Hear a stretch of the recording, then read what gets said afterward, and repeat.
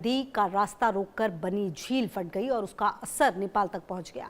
झील टूटी तो गांव खाली करने पड़े। सेना ने लोगों को सुरक्षित जगह जाने को कहा, लेकिन डर सिर्फ आज के सैलाब का नहीं है, क्योंकि नेपाल और तिब्बत पहले से ही बाढ़ और भूस्खलन की मार झेल रहे हैं। आखिर पहाड़ों में पानी का ये कहर क्यों बढ़ रहा है, एक रिपोर्ट।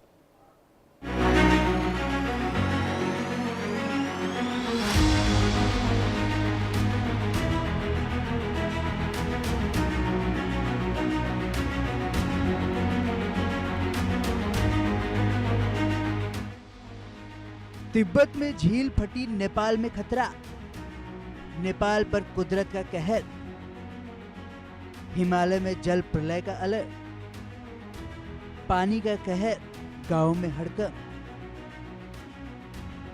478 मौतें, 1500 अब भी लापता। पहाड़ों से उतरी पानी की आफत। तिब्बत से नेपाल तक सैलाब का डर। हिमालय में कुदरत का डबल अटैक। तबाही के बीच फिर फटी झील।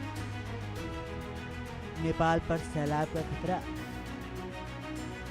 पानी का प्रचंड पहाड़, मचा हाहाकार।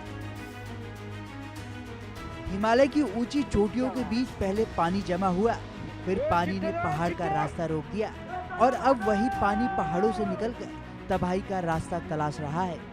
नेपाल तिब्बत सीमा के पास चोचेन नदी और पुरेपू तसांगपो के संगम पर बनी एक विशाल झील अचानक टूट गई है।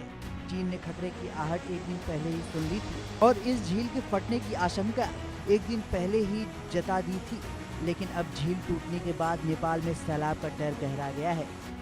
नेपाल में 478 लोगों की मौत, 1500 लापता। करीब 977 लोग अभी भी लापता हैं। 3200 से ज्यादा लोग को बचाया जा चुका है। मरने वालों का आंकड़ा अभी और बढ़ सकता है। बाढ़ में कई घर बह गए और कई गांव प्रभावित हुए हैं। सड़कें और पुल टूटने से कई इलाकों का संपर्क हटा।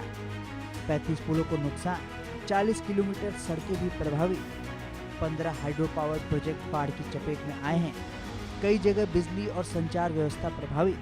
अब नई झील टूटने से फिर बाढ़ का खतरा बढ़ गया है। बात करें इस झील की तो ये कोई सामान्य झील नहीं थी, बल्कि पहाड़ से आए मलबे ने नदी का रास्ता रोककर इसे बनाया था। चीन के जल संसाधन मंत्रालय ने एक दिन पहले ही चेतावनी दी थी कि दबाव बढ़ा तो ये झील कभी भी टूट सकती है। चीन का अलर्ट आखिरकार सच साबित हो गया। चोचेन पुरुपू तसांगपो संगम पर बनी झील टूट चुकी है, यानी जिस पानी को पहाड़ ने रोक रखा था वो अब रास्ता बनाकर नीचे की तरफ बढ़ रहा है। भारी बारिश और भूस्खलन से पहाड़ का मलबा नीचे आया। यह मलबा नदी के रास्ते में जमा हो गया। मलबे ने चोचेन नदी का रास्ता रोक दिया। पास के पुरेपू तसांगपो नदी का पानी भी वहां जमा होने लगा।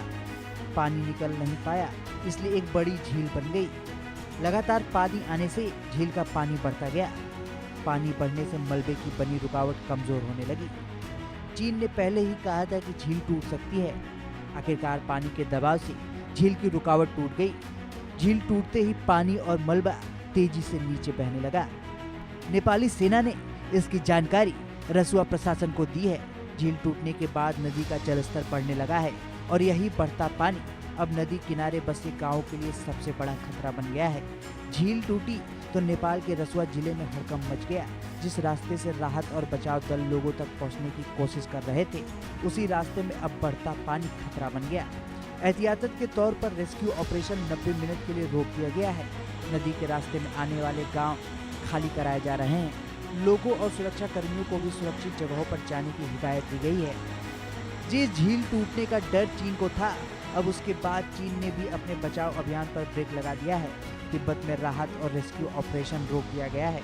दोबारा बाढ़ आने की आशंका को देखते हुए लेवल 4 अलर्ट जारी किया गया है, यानी खतरा अभी टला नहीं। डर इस बात का है कि झील से निकला पानी अपने साथ भारी मलबा लेकर नीचे आए और नदी के रास्ते में आने वाली आबादी को चपेट में ले लिया। सबसे बड़ी चिंता यह है कि नेपाल और तिब्बत पहले से ही कुदरत के कहर से जूझ रहे हैं। कहीं बाढ़ ने रास्ता डुबो दिए तो कहीं भूस्खलन ने पहाड़ों को काट दिया। सैकड़ों जिंदगियां तबाह हो चुकी हैं। अब झील टूटने से संकट की एक और परत जुड़ गई। पानी का बढ़ता स्तर प्रशासन के लिए लगातार चुनौती बन रहा है। हर गुजरता मिनट नदी किनारे रहने वाले लोगों के लिए अहम है।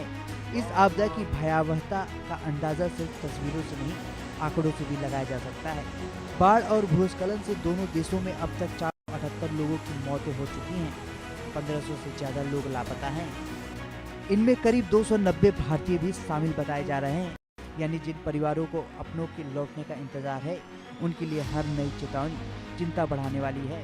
अब झील टूटने से खतरा और गहरा गया है। हिमालय में होने वाली ऐसी घटनाएं सिर्फ नेपाल या तिब्बत तक सीमित नहीं रहती। पहाड़ों से निकलने वाला पानी नदियों के बहाव को अचानक बदल सकता है। यही वजह है कि इस झील के टूटने के बाद पूरे इलाके पर नजर रखी जा रही है। अचानक बढ़ता जलस्तर, तेज बहाव और पानी के साथ आने वाला मलबा तीनों मिलकर बड़ा खतरा पैदा कर सकते हैं। फिलहाल सबसे बड़ा सवाल यही है, पानी अब किस तरफ तबाही लेकर जाएगा। पहाड़ों में जमा हुआ पानी अब पहाड़ों की कैद से बाहर है। चीन ने खतरा पहले भापा, झील टूटी और अब नेपाल में बाढ़ की नई आशंका खड़ी हो गई है। रेस्क्यू ऑपरेशन रोकना पड़ा है, गांव खाली कराए जा रहे हैं और लोगों को सुरक्षित जगहों पर पहुंचाया जा रहा है। लेकिन खतरा अभी खत्म नहीं हुआ, क्योंकि हिमालय में जब पानी अपना रास्ता खुद बनाता है तो उसके रास्ते में आने वाली हर चीज खतरे में होती है। Bureau report news. और बड़ी खबर आ रही है